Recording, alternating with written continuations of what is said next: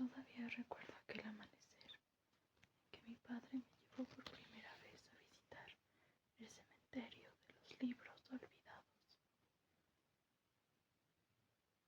Desgranaban los primeros días del verano de 1945 y caminábamos por las calles de una Barcelona atrapada bajo cielos de ceniza y un sol de vapor que se derramaba sobre la rambla de Santa Mónica en una guirnalda de cobre líquido.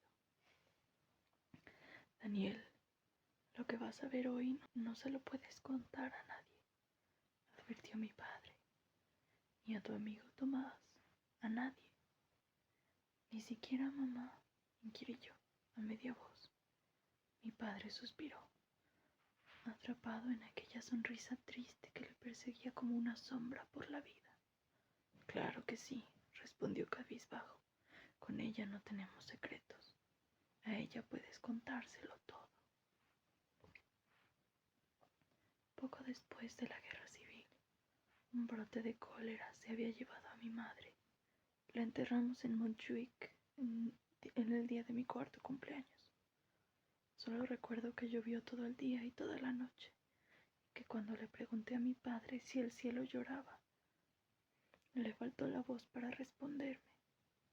6 años después, la ausencia de mi madre era para mí todavía un espejismo, un silencio a gritos que aún no había aprendido a callar con palabras. Mi padre y yo vivíamos en un pequeño piso en la calle de Santa Ana, junto a la plaza de la iglesia. El piso estaba situado justo encima de la librería especializada en ediciones de coleccionista y libros usados, heredada de mi abuelo. Un bazar encantado que mi padre confiaba en que algún día pasaría a mis manos. Me crié entre libros, haciendo amigos invisibles en páginas que se deshacían en polvo y cuyo olor aún conservo en las manos. De niño aprendí a conciliar el sueño, mientras le explicaba a mi madre en la penumbra de mi habitación las incidencias de la jornada, mis andanzas en el colegio, lo que había aprendido aquel día. No podía oír su voz o sentir su tacto, pero su luz y su calor ardían en cada rincón de aquella casa y yo, con la fe de los que todavía pueden contar sus años con los dedos de las manos. Creía que si cerraba los ojos y le hablaba, ella podría oírme desde donde estuviese. A veces mi padre me escuchaba desde el comedor y lloraba a escondidas. Recuerdo que aquel alba de junio me desperté gritando. El corazón me batía en el pecho como si el alma quisiera abrirse camino y echar a correr escaleras abajo. Mi padre acudió azorado a mi habitación y me sostuvo en sus brazos, intentando calmarme. No puedo acordarme de su cara. No puedo acordarme de la cara de mamá, murmuré sin aliento. Mi padre me abrazó con fuerza. No te preocupes, Daniel. Yo me acordaré por los dos. Nos miramos en la penumbra, buscando en palabras que no existían. Aquella fue la primera vez en que me di cuenta de que mi padre envejecía y de que sus ojos de niebla y de pérdida, siempre miraban atrás. Se incorporó y descorrió las cortinas para dejar entrar la tibia luz del alba. Anda, Daniel, vístete. Quiero enseñarte algo, dijo. Ahora, a las 5 de la mañana, hay cosas que solo pueden verse entre tinieblas, insinuó mi padre, blandiendo una sonrisa enigmática que probablemente había tomado prestada de algún tomo de Alejandro Dumas. Las calles aún languidecían entre neblinas y serenos cuando salimos al portal. Las farolas de las ramblas dibujaban una avenida de vapor, parpadeando al tiempo que la ciudad se desperezaba y se desprendía de su disfraz de acuarela. Al llegar a la calle Arco del Teatro, nos aventuramos al camino del Raval, bajo la arcada que prometía una bóveda de bruma azul. Seguí a mi padre a través de aquel camino angosto, más cicatriz que calle, hasta que el reluz de la rambla se perdió en nuestras espaldas. La claridad del amanecer se filtraba desde balcones y cornisas en soplos de luz sesgada que no llegaban a rozar el suelo. Finalmente mi padre se detuvo frente a un portón de madera labrada, ennegrecido por el tiempo y la humedad. Frente a nosotros se alzaba lo que me pareció el cadáver abandonado de un palacio o un museo de ecos y sombras. Daniel, lo que vas a ver hoy no se lo puedes contar a nadie, ni a tu amigo Tomás, a nadie. Un hombrecillo con rasgos de ave rapaz y cabellera plateada nos abrió la puerta. Su mirada aguileña se posó en mí, impenetrable. Buenos días, Isaac. Este es mi hijo Daniel, anunció mi padre. Pronto cumplirá 11 años, y algún día él se hará cargo de la tienda. Ya tiene edad de conocer este lugar. El tal Isaac nos invitó a pasar con un leve asentimiento. Una penumbra azulada lo cubría todo, insinuando apenas trazos de una escalinata de mármol y una galería de frescos poblados con figuras de ángeles y criaturas fabulosas. Seguimos al guardián a través de aquel corredor palaciego y llegamos a una gran sala circular, donde una auténtica basílica de tinieblas yacía bajo una cúpula acuchillada por haces de luz que pendían desde lo alto.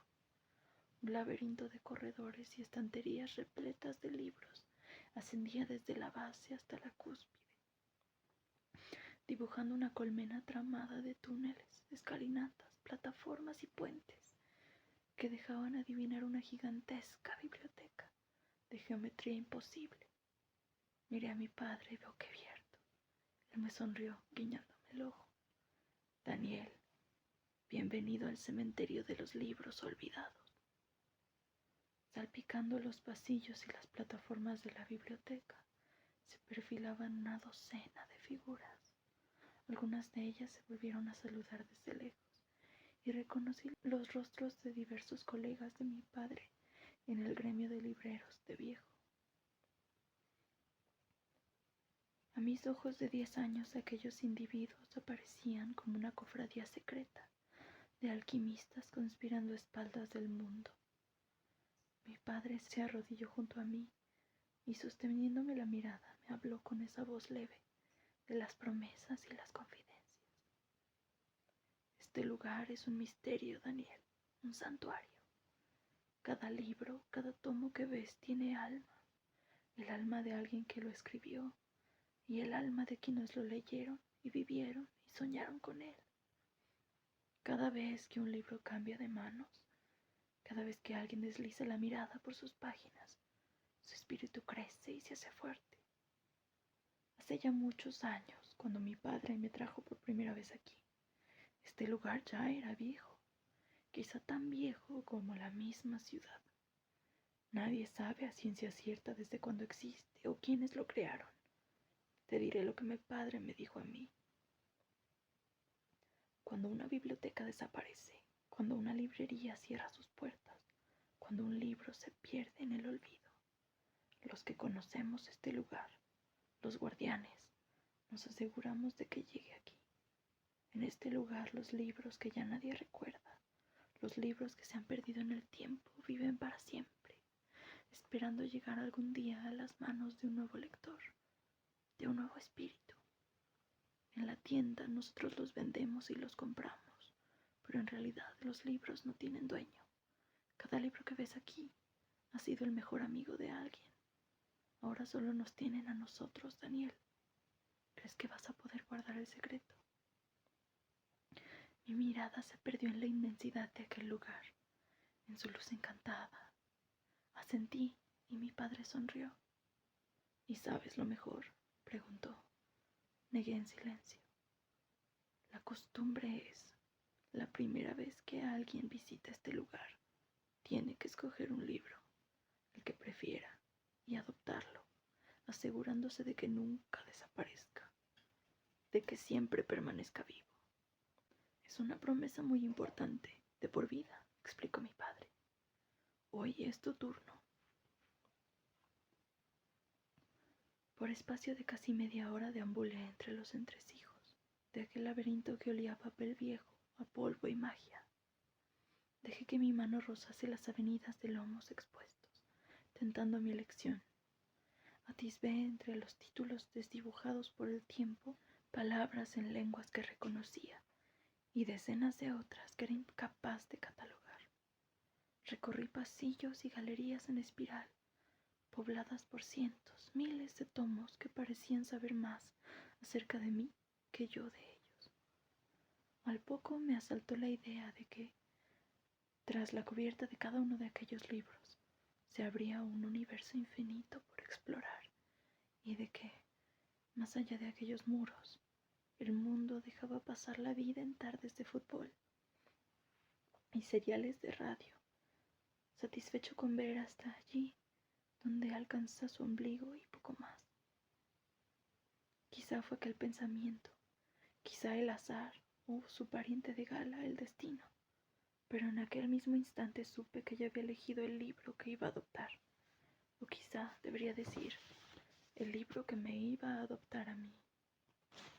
Se asomaba tímidamente en el extremo de una estantería, encuadernado en piel de color vino y susurrando su título en letras doradas que ardían a la luz que destilaba la cúpula desde lo alto.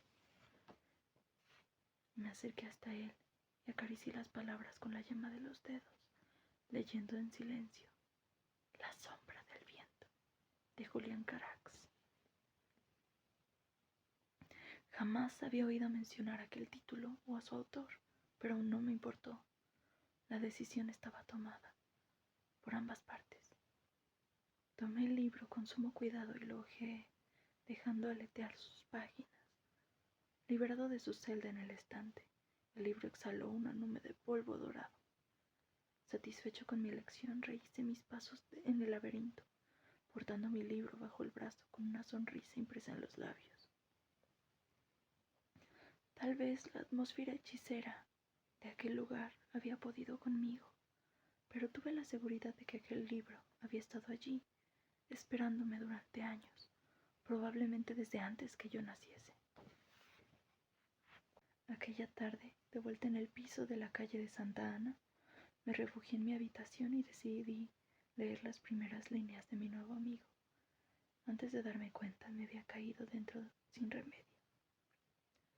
La novela relataba la historia de un hombre en busca de su verdadero padre, al que nunca había llegado a conocer y cuya existencia solo descubría merced a las últimas palabras que pronunciaba su madre en su lecho de muerte. La historia de aquella búsqueda se transformaba en una odisea fantasmagórica, en la que el protagonista luchaba por recuperar una infancia y una juventud perdidas, y en la que, lentamente, descubríamos la sombra de un amor maldito, cuya memoria le habría de perseguir hasta el fin de sus días. A medida que avanzaba, la estructura del relato empezó a recordarme a una de esas muñecas rusas que contienen innumerables miniaturas de sí mismas en su interior. Paso a paso, la narración descomponía en 1000 historias, como si el relato hubiese penetrado en una galería de espejos y su identidad se escindiera en docenas de reflejos diferentes y al mismo tiempo uno solo. Los minutos y las horas se deslizaron como un espejismo. Horas más tarde, atrapado en el relato, apenas advertí las campanadas de medianoche en la catedral repiqueteando a lo lejos. Enterrado en la luz del cobre que proyectaba el flexo, me sumergí en un mundo de imágenes y sensaciones como jamás las había conocido. Personajes que se me antojaron tan reales como el aire que respiraba, me arrasaron en un túnel de aventura y misterio del que no quería escapar.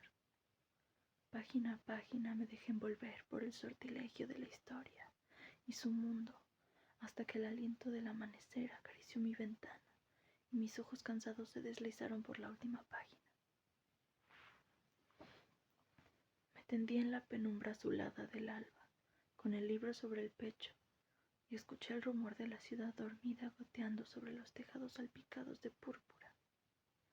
El sueño y la fatiga llamaban a mi puerta, pero me resistí a rendirme. No quería perder el hechizo de la historia, ni todavía decir adiós a sus personajes. En una ocasión, oí comentar a un cliente habitual en la librería de mi padre que pocas cosas marcan tanto a un lector como el primer libro que realmente se abre camino hasta su corazón. Aquellas primeras imágenes, el eco de esas palabras que creemos haber dejado atrás, nos acompañan toda la vida y esculpen un palacio en nuestra memoria al que tarde o temprano, no importa cuántos libros leamos, cuántos mundos descubramos, cuánto aprendamos o olvidemos, vamos a regresar. Para mí esas páginas embrujadas siempre serán las que encontré entre los pasillos del cementerio de los libros olvidados.